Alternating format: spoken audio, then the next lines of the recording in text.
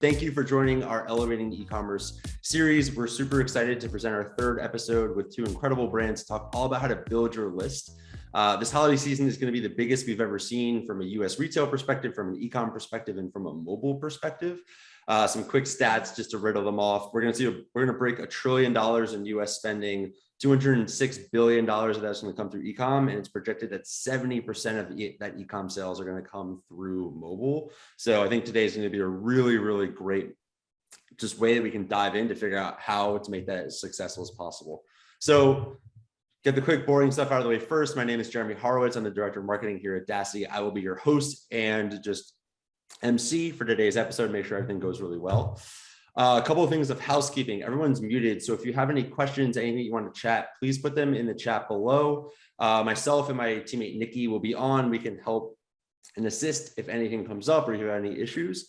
And then also please submit Q&A. We want this to be a discussion. We want you all to share what's going on and to definitely ask us questions. So it's not just me asking questions the whole time. And then just so everybody knows, this entire session will be recorded and we'll share it out after so that everybody can watch it. And if you have teammates that want to watch it, you can share it with them as well. So to get into the good stuff, let me introduce you to our panel.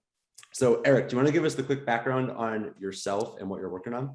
Sure. So my name's Eric Zipperle. I'm the co-founder and CEO of Cornbread Hemp. We're a family-owned, certified organic CBD brand from Kentucky. We started in 2019, April of 2019. We shipped our first order, and we've grown about 200% in the last year, all online. A huge part of that's been building our email list and pop-ups and all that kind of stuff. And I've been able to work with a really good team to help me accomplish all that. And I'm excited to be here with you guys today. Awesome. Thanks. Gabe, you want to give us a quick background on yourself? Yeah, I am the president of Labz. We are a sports nutrition brand, vertically integrated brand. We actually as manufacturer as well. Been around since 2008. Labz has actually just turned 6. We've had other brands in the portfolio. For us, we've seen explosive growth over the last, I'd say about year and a half, actually since Corona started, in our D2C channels, Amazon, wholesale, everything, and SMS. Since we started really focusing on it and scaling it last October has been a huge part of that. Awesome. Okay, so with so much growth, let's just dive right into how are you managing those audiences? So Eric, how do you think about audience segmentation when you're trying to capture those leads and grow your list? Yeah, so I want to preface all this with I'm definitely not perfect and I'm still learning and trying to figure it out just like everyone else. But for us, it's all about cohorts and when people came in and how they came in and who they are. So we really try to, first of all, the main thing is when someone comes in and they subscribe to our email list, we let them stay in the welcome flow and we don't bombard them with the rest of the sales materials. So that's one thing we're super cognizant of is segmenting new subscribers and new customers so that they get the flows and nothing else. And then I would say after that, it's really about the buckets of lifetime value. So we're going to treat our VIP customers very differently than we're going to treat one-time and two-time purchasers. And so we have tons of different lists. We use Klaviyo, and we have tons of different lists built on how many times someone has purchased, and we will generally exclude higher lifetime value from like reminder emails and stuff like that. And then the third thing I would say is we acquire a lot of data and we look at that data and use that data. And one thing we have on our website is a product quiz where we get different characteristics about people and then recommend a product. And then we'll use those answers from that quiz to send them different emails or show them different things, even with our Facebook ad integration that we know they're interested in. Very cool. So it sounds like you're collecting a lot of customer data and then streaming that out into different places to use it pretty strategically. Absolutely. Cool. All right, Gabe, same question to you. How do you think about the audience segmentation, especially when you're capturing someone's contact info?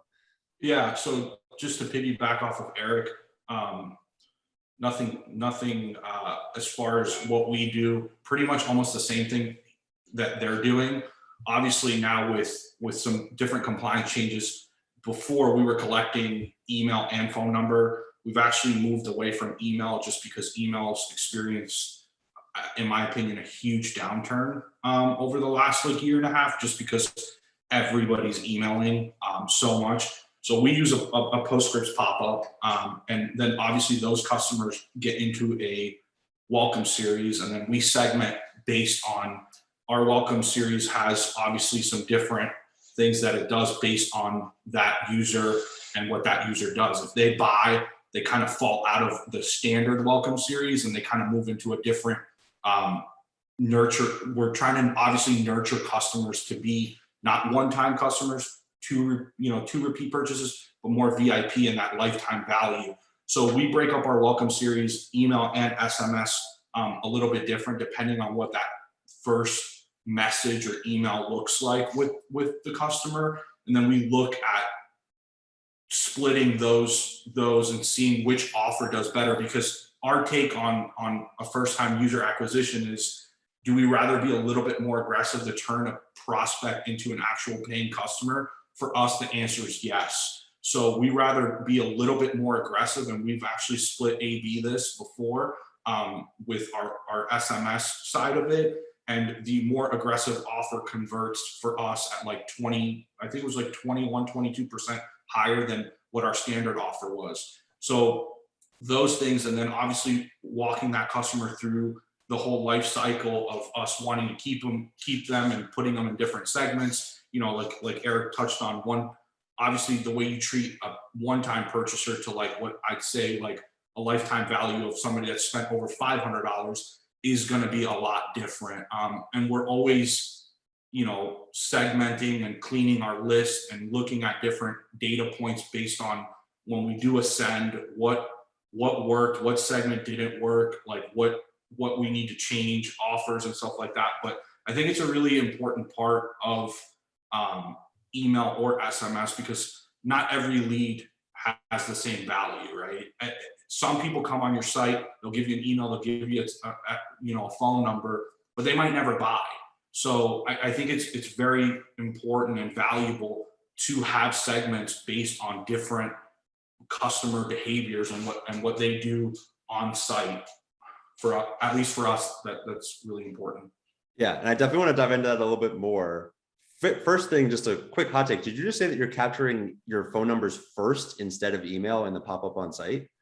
Yeah, because we run through our SMS software that we use is PostScripts.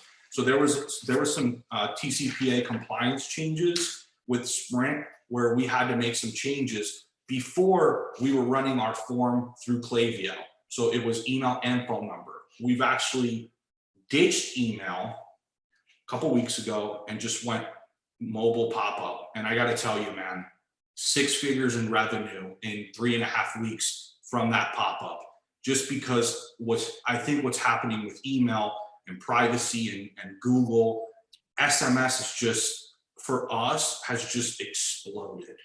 So yes, we are only collecting phone numbers right now. I'm curious, if you don't mind, what's your target? What's your like average customer demo? Like, who's your customer? For us, it's 18. We're about 18 to 37. Okay. More geared towards male. That would be our core demographic. Yeah. So I just want to piggyback off that, because I would never do that with my business. And I don't mean that rudely. Like, it sounds like it's working geniusly for you, but for us, email is a huge driver for us. And so I think it's all about who your audience is. Correct. Let me ask you this, Eric, because we have a humongous list. I've got about 160,000 people in my what I call active segments in Klaviyo, right? Have you noticed, since COVID started last year and everybody ran to direct to consumer, e-com, all that, have you noticed your changes in your open rates, your click rates on your emails over the last like year and a half? I have not personally. Okay. I can definitely actually, I can confirm that ours have improved. I mean, we've done a lot of work with our emails to make sure that our creative has improved. And in terms of the subject lines, I think copy is super important. Here's what I've seen, right? I've seen the shift in, at least for us, I always compare email and SMS to two completely different environments. Email is not an environment you live in, but SMS is. Obviously, right. SMS has supposedly like a 99% open rate because people live in SMS, right? They're texting all day and stuff like that. For us, and again, it's case by case, different industry has different, obviously, reactions and stuff.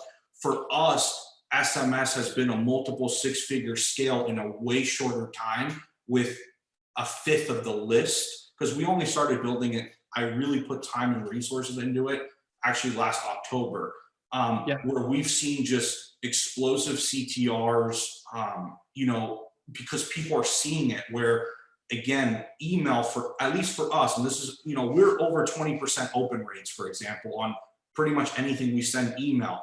I just feel that there's been, inboxes have been so bombarded over the last year and a half that your message is just part of thousands of messages in a day. Not to say SMS doesn't have that either. For us, it's an environment that people live in, especially like our demo. People are literally texting all day. So it's kind of hard to ignore a campaign or an automation and stuff like that. So we've seen the shift where Klaviyo used to be a way bigger chunk of our revenue to now completely, switching from first to second over SMS. That's super interesting. I mean, I think for us, our target audience is 50 plus. It's a much older demo. And so I think we're dealing much more with people who are very sensitive about what they give out and don't. And that's a huge differentiating point, right? Like somebody who's 50 is probably, like you said, they're going to be more specific about giving phone number, email. If they're giving you their email, they're obviously probably I would think at least that they're super interested. So that makes more sense to me. I was just going to say, I think email is an older form of communication. Yeah. And so if you have an older demo, email is going to be big for you.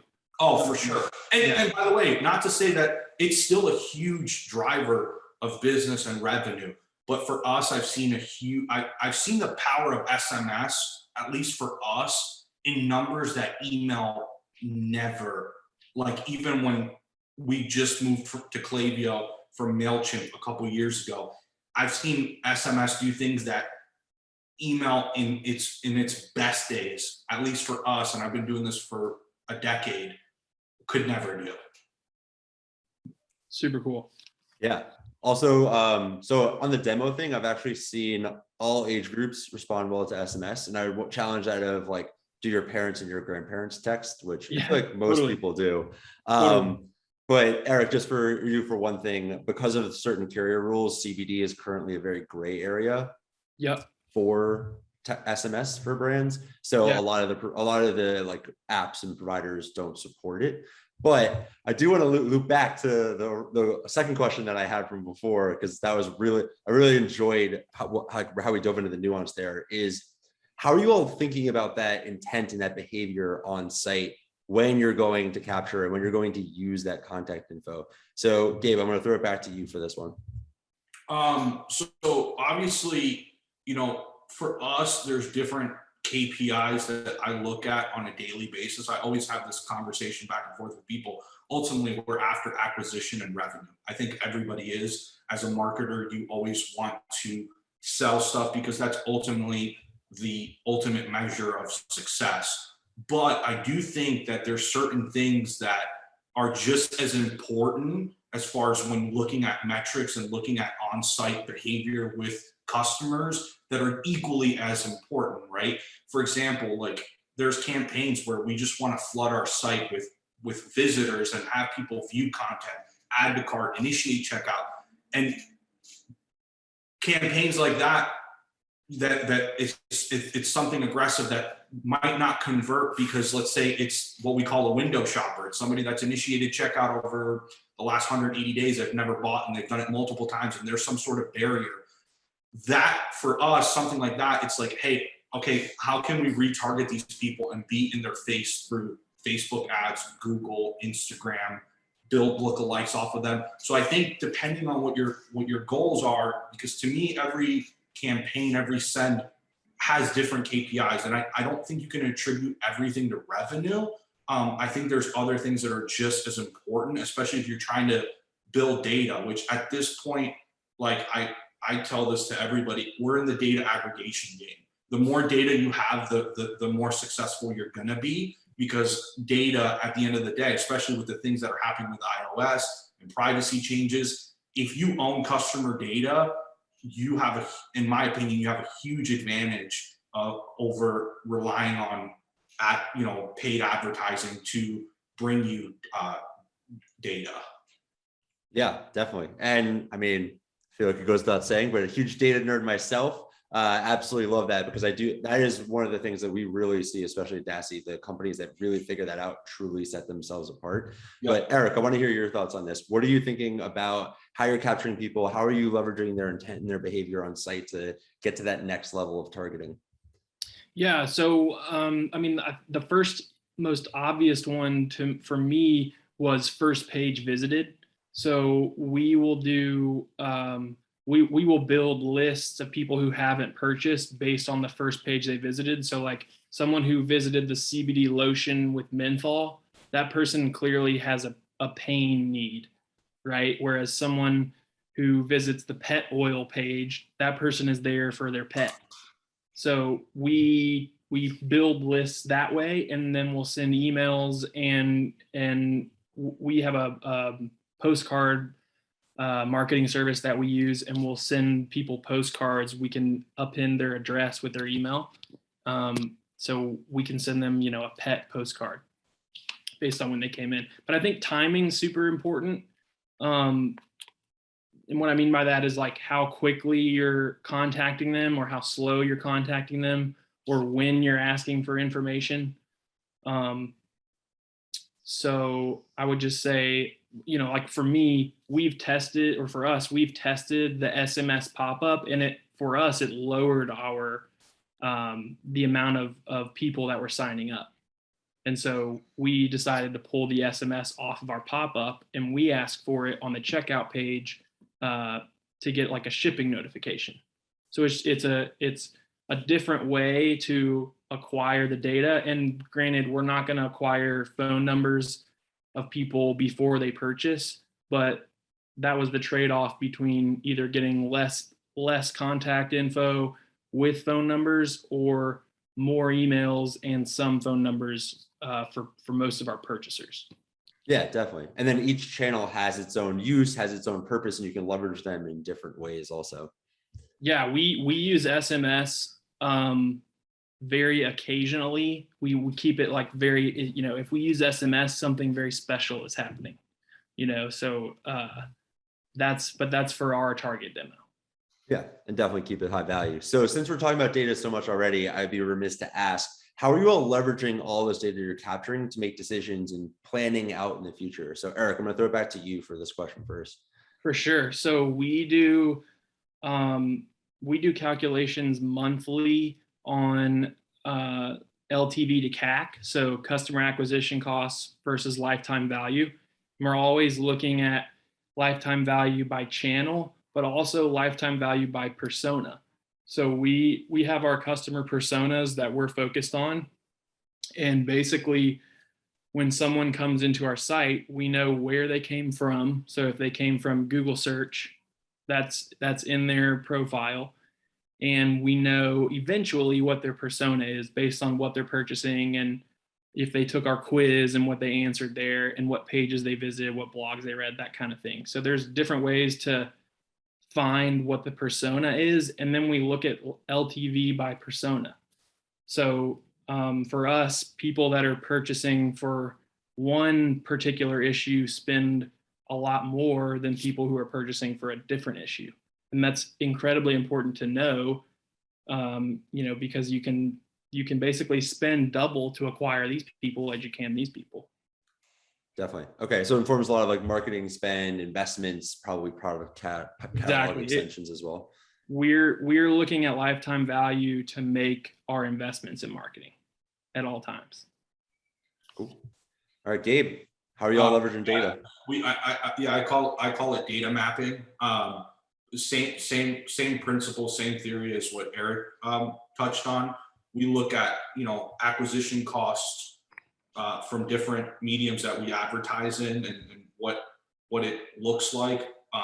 Lately, it's been very ridiculous with all these new changes with privacy and iOS and Facebook, and that was one of our biggest drivers of net new acquisitions. And ironically, I started looking deeper into some data, and TikTok for us, younger demographic, obviously, but I feel like TikTok's gotten away from the platform that it once was with 10-year-olds dancing. It's actually become like a legitimate social platform. And ironically, I was looking at this the other day, and we actually have TikTok's actually been the biggest driver of net new people, and the highest conversion rate for us the last running 30 days, which I thought was really interesting. So we've made a shift in advertising and dollars, and have shifted over to some more influencer stuff on the platform because of obviously what the data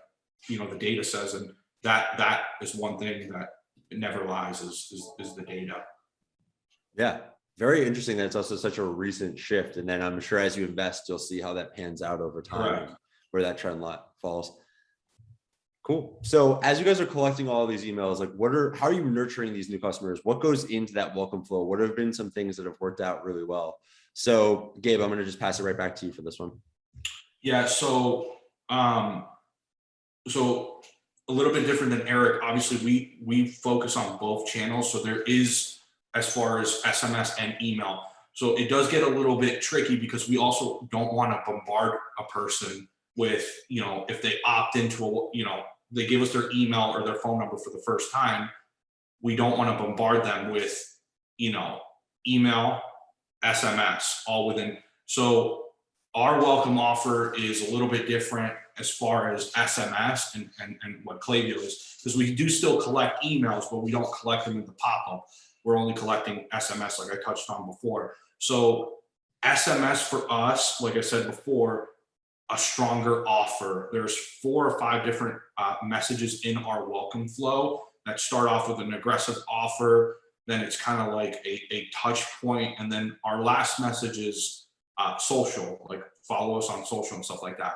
Where email, it's split into multiple different buckets, because some people for us that come through on the email side, if they never see the SMS side, what's tend to happen is they've gotten into the welcome series, they make a purchase, and then it triggers different things from SMS, where, like I said, we're a little bit more aggressive on SMS, so people have gotten upset. So we've created a split AB where if they bought, they move into a different segment within that welcome series. But I think the most important thing is having a strong offer or strong communication. It doesn't have to be a sale, but just good content that people can engage with.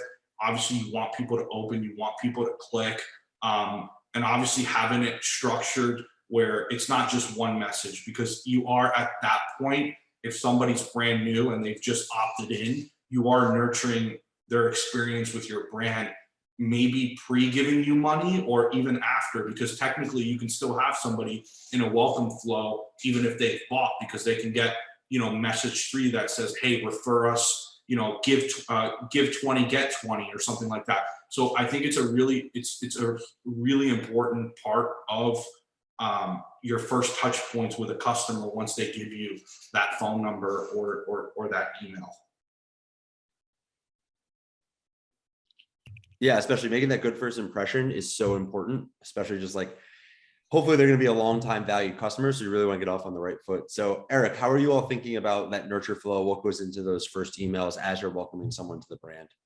We've done a lot of A/B testing, and I would say I would totally agree that you've got to balance being there consistently with being annoying, and there's a very fine line between those two things. And so A/B testing time between emails, in addition to content, in addition to subject lines, and then also just the relevance of the content. If someone's purchasing a product for a pet, that they don't want an email about top 5 questions you're going to ask that don't include anything about pets. So there's little things like that you can do to just make the content more relevant to the person. And I think even more important than that is how you're finding who that person is and what metric or what characteristics that you've learned about that person that point to what that persona is so you know what they're caring about or what they want to see. Yeah, definitely. So kind of like we were talking about before, take that intent behavior, plug it right into the content and make it more personalized and make it more of what they're interested in. Exactly. Cool. It's very simple. Yeah, once you got the framework and once you got the flow, it's just plug and play. So think about one of the most important pieces of that framework is when you launch a pop-up and when you really get it going on site, what are you all looking for? What are some signs of a win? What are some KPIs that you're tracking? So Eric, I'm going to throw it right back to you for this question. Definitely. I would say the first thing we're looking for is to make sure that it works and to make sure that it's not causing issues. I can't tell you how many times we've created pop-ups and we didn't test them enough, and there's an issue somewhere in the pop-up and we discover that a week later. One example I can think of is we had a full screen pop-up that we had on for like 2 weeks, and it tanked our SEO results because the Google crawler basically wasn't reading anything because it was a full screen pop-up blocking it. So that's the first thing I would say. And then really, I mean, we A/B test pop-ups probably more than we do emails. Different offers, adding a clock, a countdown clock. And one thing that was mentioned previously that I wanted to piggyback off of is just the offer itself. If someone's in our mind, if someone's on the site and they gave us their email, there's enough intent there where if they didn't already purchase, we should be doing whatever we can to make sure that we seal the deal. And so I think there's no point in sending someone a 10% off coupon for their first order if you have margins to give 25 or 30. You should just focus on sealing the deal and acquiring more customers.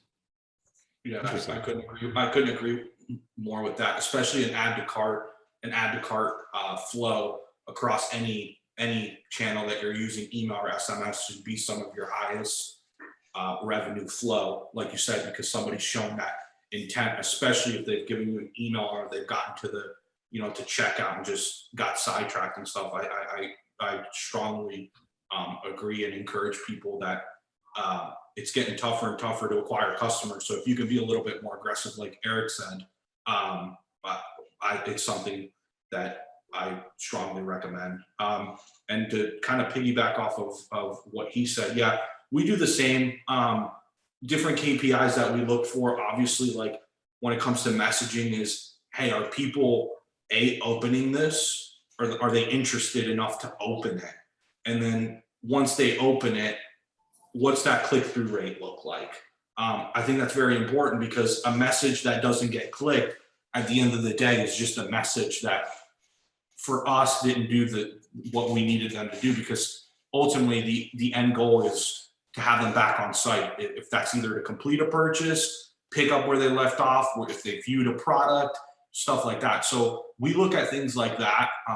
For us, open rate, click-through rates, purchase rate off of click-through rate is a really important metric and percentage for us, because then that speaks to either if it's campaign or if it's a sale, maybe the offer wasn't good enough or it didn't resonate with people because X amount clicked it, but our conversion on it was not what it should have been.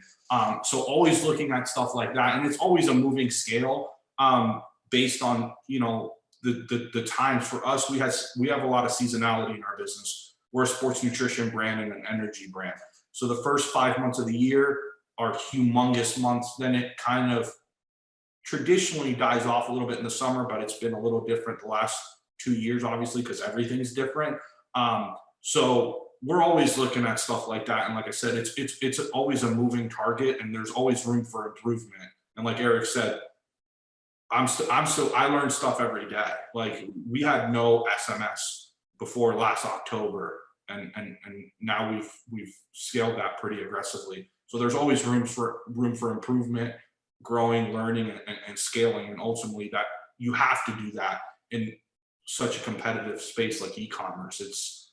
I tell people all the time, like, I can't explain to you how hard it is to get somebody to come to your site and buy something. It's a lot different on third-party channels like Amazon, eBay, because you're relying on so much natural organic traffic that Amazon drives. Like, I know people that can get up a seller account on Amazon and do 10, 20, 30,000 the first month if they have a popular product. But it is really tough. I don't think people understand how tough it is to grow and a direct-to-consumer e-com business like online. It's really tough. Yeah, and one thing that I just thought of that I missed, for us, for pop-ups, we look a lot at where someone is coming from and in terms of which pop-up we're going to show. So, like, for example, we do a lot of affiliate marketing. So if you're researching the best CBD products, like best CBD gummies, you'll see our full spectrum certified organic gummies on probably 50% of the first page on Google, which is all just different websites like Healthline that are talking about the best CBD products. So when someone comes from the Healthline article about CBD gummies, we're going to show them a pop-up about CBD gummies. And so even if they come, it doesn't matter what page they were to come to. So as long as you know where they came from, you can work on matching the messaging of what they're seeing when they get to the page. And that takes a little more fine tuning for sure, and a little more time just to make sure that you're matching everything correctly. And it's definitely a little more cumbersome because you're talking about creating a lot of pop-ups, but the results we see from matching the having a consistent message all the way through the funnel is definitely worth the work. Eric, I actually have a question for you because I find that really interesting. Obviously, we have a little bit more SKUs, but is that pop-up, like when I come through, like you said, from that article, is that pop-up just with that product, or is that a pop-up with a product and an offer to convert? It's a product and an offer. And actually, we take it a step further. We will add, like, for example, Healthline is one of our big traffic drivers. And so for the Healthline gummy link, you'll see a pop-up that's like Healthline's recommended by Healthline gummy. Got it. Coupon, boom. Yeah. Okay. Interesting. That makes sense, especially if somebody shows high intent like that coming through from a backlink or whatever to your store. Obviously that's the time to convert them. And obviously you have to have enough traffic for that work to be worth it. Like if we were getting 10 clicks a month, I'm not going to go A/B test pop up. But if you have traffic you can drive, then definitely pay attention to where traffic is coming from. Definitely. So Marcos actually has a question about this that I think we kind of half addressed, that you all, it sounds like both are running affiliate programs. You're doing anything on the loyalty side as well, just really thinking about like that retention, keeping people around, not focusing on paid social. So affiliate for us has driven a considerable amount of our revenue. I would say like 25% this year. And what was the other part of that question? Oh, loyalty. Sorry. Yes, we use Yotpo for our loyalty. I would I mean, I would highly encourage anyone who doesn't have a loyalty program to start one ASAP. Loyalty emails are just different than a coupon because it's basically like you left money behind somewhere, and that's a different experience than saying, hey, here's a discount. You know, it's like, hey, here's this valuable thing you earned. So it just we've found that it you can send a discount one weekend, and that next Wednesday send a loyalty email, and that loyalty email will crush. Yeah, I couldn't agree more, especially on those what we call super VIPs, which are people that have spent over $1,500. I think anytime you send them an offer, which is pretty much like, hey, you've spent X amount of dollars, thank you so much, here's $100 for you for your loyalty. Those kind of communications for us absolutely crush. So yeah, if you're not running a loyalty program, you're definitely leaving something really, honestly, especially as you scale and get more people that are your 5+ purchasers, you want to give them something that they feel that they're getting something back for being so loyal, and it nurtures that process. Like we have a 500 LTV offer, 1,000 LTV offer, and a 1,500 LTV offer. And anytime that people, and those are automatic flows that once you hit that lifetime value, like it just goes out, and those flows crush because there are people that are obviously, they're highly engaged with the brand. They're spending a lot of money with us, and anything that they get that they're already going to spend that gives them extra money to pretty much go on a little shopping spree for us, crushes it. As far as affiliate, yeah, we do a ton of affiliate stuff, and our affiliate is a little bit different interpretation. That's our affiliate / ambassador program. We've got thousands of brand ambassadors. We use Affiliately is the app that we use, and that does extremely well because that's, to me, that's what word of mouth marketing used to be. That's what that is now, digitally and socially. So, and those guys, you know, they get a cut for what they sell.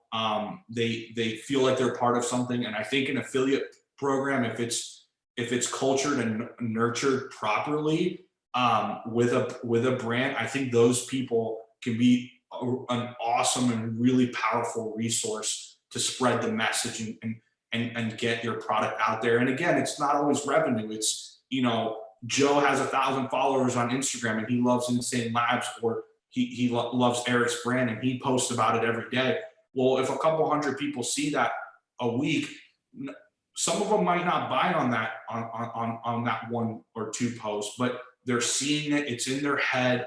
And after a while, from what I've seen, people will get curious enough that they might have not ever swiped up or clicked on his link, but after a while they might go to the website and be like, I wonder what this is. And now you've got a website hit from a guy that just loves the product and feels like he's part of something.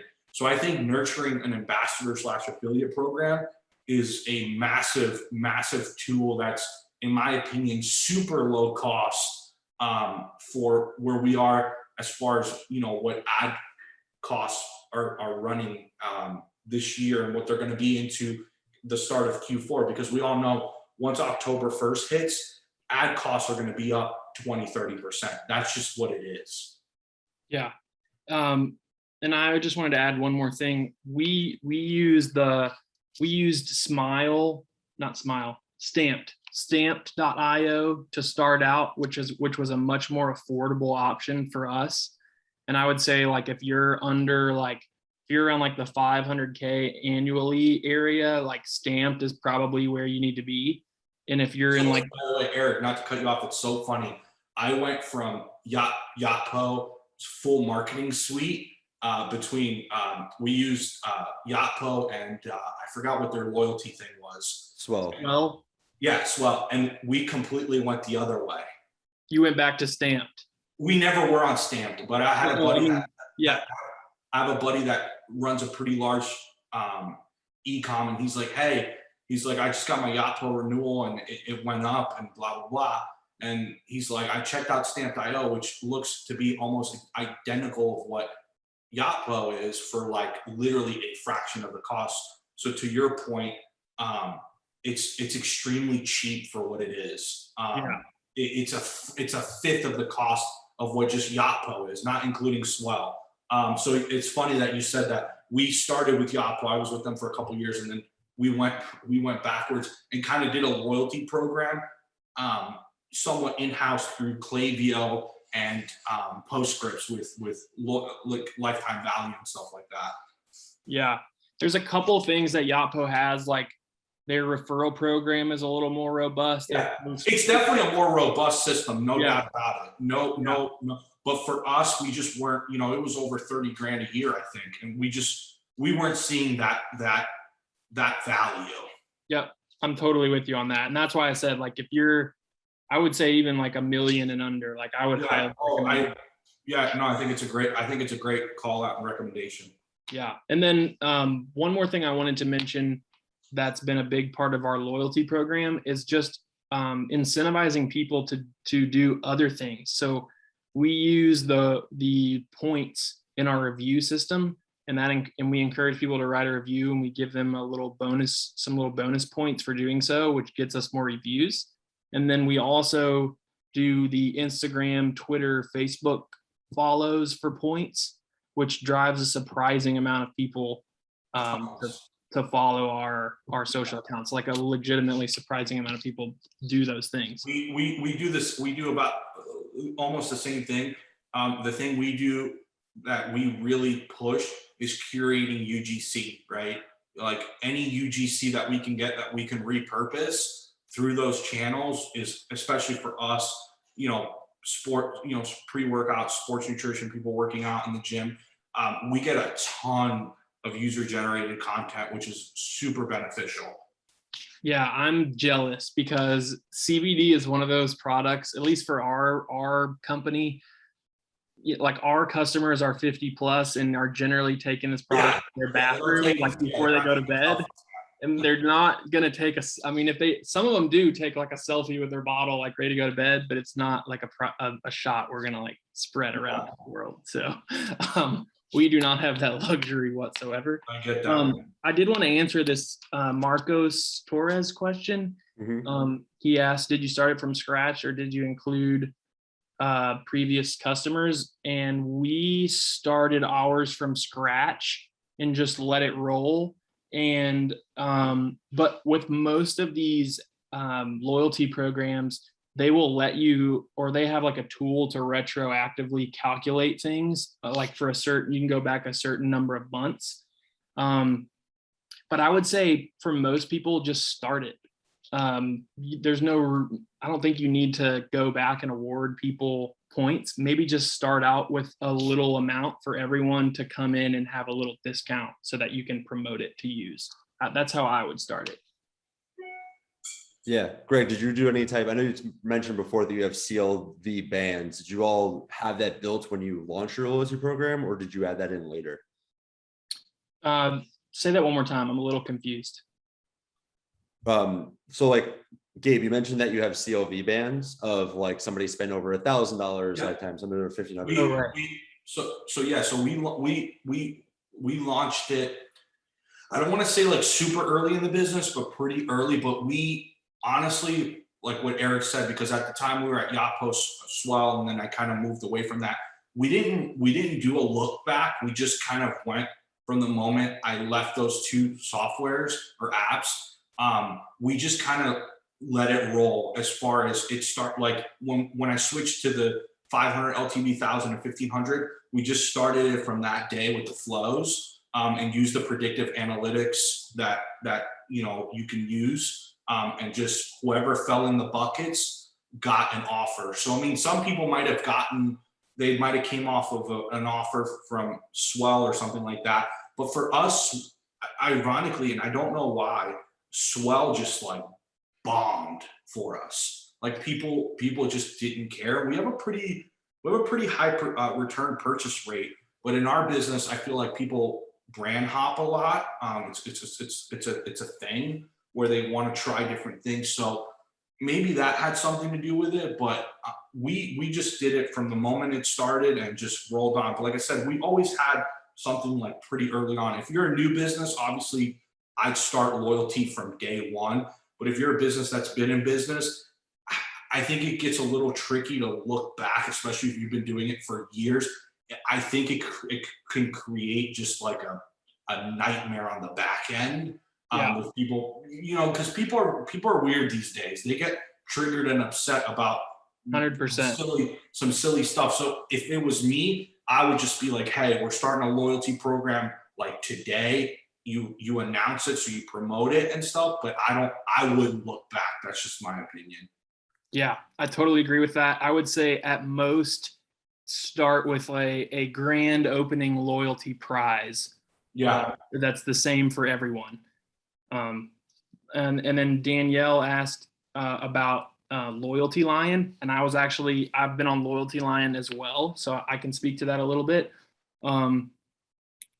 For Loyalty Lion versus Yotpo, I would say Loyalty Lion is not going to give you points redeemable at checkout, which was big for us. Like the little point drop down thing under the coupon bar right at checkout is very nice, and Yotpo has that and Loyalty Lion does not. The other thing Yotpo has, the Loyalty Lion does not, is the post-purchase referral pop-ups. We haven't seen a huge response for us, but we have an older demo. So, Danielle, I'm not sure, maybe you have a younger demo, it might work well for you.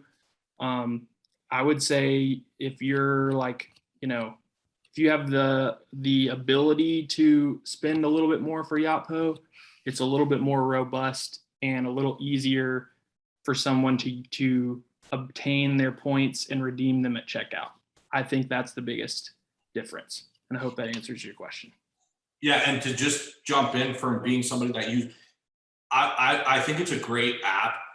I think some people, and for us, it wasn't time spent, but you really have to have a strategy for what you want your loyalty to look like and what your end goal is. Obviously, curating any UGC content, reviews, because that's social proof, and that gives consumer confidence. I think is super important. So as long as you have a strategy, I think it's worth the money. We did have good success with Yotpo. It just became one of those things where for us, the whole marketing suite, it didn't work the way we wanted it to work. And it's like, hey, we can take that money and spend it on something else. But I do think it's a very robust platform, especially if you're trying to curate loyalty, reviews. And I think reviews for me obviously just give validity and proof that, hey, this is a legitimate business. I'm going to buy something and I know I'm going to get it because there's hundreds and thousands of, verified reviews. Yep. Agree. 100%. Yeah, definitely. So I feel like we've dove really pretty deeply into all the different ways to really build up your audience. What are some other successful tactics that you all have found to be really, really successful to build your list up? So Gabe, I'm going to put you on the hot seat to kind of round us out. Okay. So we've had unbelievable success with influencers, scaling our SMS list with creating an opt-in keyword and doing a giveaway and getting people to opt in, which triggers a response that they're opted in. Cool idea. I've never heard of that. I've done a few like large. I'm writing that down right now. Yeah, I've done a few large scale ones on TikTok where we probably picked up, 4,000 or 5,000 phone numbers in 48 hours because we gave stuff away. Now, I want to preface by saying that we are very fortunate as a business where we manufacture every single thing. So I control costs tremendously. So I have the ability to give away a full-size product, ironically, and still make money and capture a lead, which is very rare. But what I will say, for the holiday season last year, right? Like, this is just an example. A PS5 was impossible to find. It still, I think, is. We put together a pack where it was a PlayStation 5, Apple AirPod Pros, Apple Watch, because it's obviously we're catering to people working out, $500 gift card, and $1,000 worth of subs, merch, apparel, all of that. I packaged that all up, and we did a giveaway where you literally had to opt into SMS. and ran ads on it, very targeted, because I always tell people we want quality leads. A lead that doesn't do anything is just builds up your list and it just looks pretty, but it doesn't matter. And that was like tremendously successful for us. Influencers for us, like I told Eric before we jumped on with everybody, have played a huge role, because we've seen a shift in advertising, like I've touched on before, with these new iOS changes with Facebook ads. Tracking is just terrible. Ads have just tanked. Where if I have a TikToker that has 1 million people and every time he does something, he gets 500,000 views, well, that's 500,000 people that are seeing our brand and stuff. So for us, those have been extremely successful. Any influencer giveaway. The other thing I've spent a lot of time on, and Eric, I think this will be really good for you because it seems like you're very vested in email, is I've converted my email people into phone numbers. I've given because not everybody, like I know you touched on, Eric, at checkout, obviously you have the option of collecting a phone number. I've seen 1 out of 10, maybe 2 out of 10 people give you the phone number at checkout on Shopify. So what I've done is I've built some strategies on, hey, how do we get 70 or 80,000 of our most active emails, what I call opened or clicked anything within 45 to 60 days. How do I get those folks to give me their phone number? So we've done offers to those people where it's literally an opt-in. They click the email. It says, hey, unlock a special offer. I create a keyword, right? One was a hidden offer. We build the content around that. You click it. It opts in a keyword where you opt into SMS. Then you get a response like, hey, you've unlocked your special discount. Not only now have I collected their phone number, but more than likely, I'm also going to get revenue from that person because they're already an active customer. So that's been a huge part, is migrating and moving a lot of our most active Klaviyo people, because we have tens of thousands already, to give us their phone numbers. Because for us, SMS has been obviously extremely, extremely robust. So those are kind of some of the strategies we've done and I've done that have been, unbelievably successful. Yeah, definitely. Also, what's cool about that usually is email. The subscribers will also be more engaged on email because now it's like, oh, I get cool offers in my email to go do these other things. And Correct. That cross-pollination works really well. All right. Yeah. So Eric, sorry, Gabe, do you have something else? No, I'm agreeing with you. Cool. All right, Eric, bring us home. What's one other just really successful tactic that you use that's really built up your audience recently? Organic content. So we recently created a video, and if you're watching this, I hope you will go watch this video and get our video count. Can I drop this link in the chat? Yeah, definitely. We created a video that highlights how our products are different from our competitors, and it's called Flower Only, and it means we take only the flower from the hemp plant, which is just a cannabis plant, and that's where the cannabinoids come from. So for us, and this was the first time we had done this, we created this video, and National CBD Day was August 8th, and I'm dropping this link in right now. And so we sent this video out to our entire email list, and we had several, I would say almost 1,000 of our customers share the video on their social by sending it out through email as soon as we launched it on National CBD Day. And we had more new customers that week than we had the entire year. And we tracked most of them back to coming from seeing this video on different people's Facebook and Twitter feeds, because that's where we focus primarily. So check that video out, but I would say organic content and turning your customers into your ambassadors and your own influencers, just by getting them to share your content. Awesome. Yeah, that's a great piece of advice to bring us home. So we're just at time. I'm going to get yelled at by my team if I don't just let everybody know in wrapping up. So first, I want to thank everyone for joining. I want to thank Gabe and Eric for dropping so much amazing insights. Honestly, I was taking notes, and if everybody Probably should rewatch this 2 or 3 times just to catch. I'm going to go rewatch it. But for everyone who was interested in the loyalty conversation, we will be hosting an event in a month with Yotpo and Nacelle, all talking about great on-site engagements and on-site experiences to build loyalty over this holiday season. I also just want to thank Justino and Postscript for helping us get this episode live and together. But thank you, everybody. Really excited for this holiday season and hope everyone has their best holiday season ever.